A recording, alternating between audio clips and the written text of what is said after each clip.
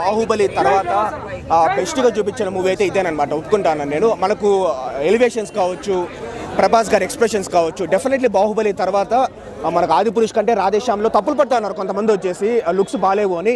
But ఈ movie చూసిన తర్వాత ఆయన లుక్స్ కావచ్చు, ఆ ఎలివేషన్స్ కావచ్చు, బాహుబలి ప్రభాస్ గారి ఇస్ బ్యాక్ అని మనకు అనిపిస్తుంది.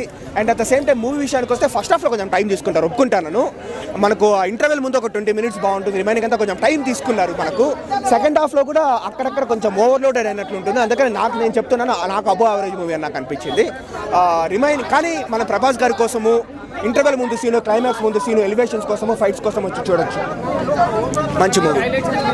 అదే బ్రో, ఇంటర్వెల్ ముందు సీను, మనకు క్లైమాక్స్ ముందు సీన్ కావచ్చు, మనకు కొన్ని ఫైట్స్ ఉంటుంది అనమాట. ఫైట్స్, ఎలివేషన్స్, ఇంటర్వెల్ ముందు సీను, క్లైమాక్స్ ముందు సీను, ప్రభాస్, ఈ 5 కోసం మనం వచ్చి చూడొచ్చు.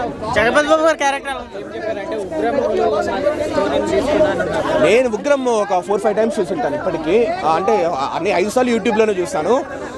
డెఫినెట్లీ ఈ మూవీ ఉగ్రమే, 70% ఆఫ్ ద ఉగ్రం అనమాట. మనకు కాన్సర్ అని కొత్త వరల్డ్ ఒకటి బిల్డ్ చేస్తారు, అంటే కొంచెం మనకు స్టోరీ కూడా సేమ్ సిమిలర్గా అట్లే ఉంటుంది. అదే ఉగ్రం ఆన్ స్టెరాయిడ్స్ అని మనం అంటామా, లేకపోతే ఉగ్రం నుంచి ప్లాట్ ఇన్స్పిరేషన్ తీసుకొని అక్కడక్కడ కొంచెం స్టోరీని బిల్డ్ చేసుకున్నారని మనం చెప్పొచ్చు. But 70% of the Ugram is Salaar.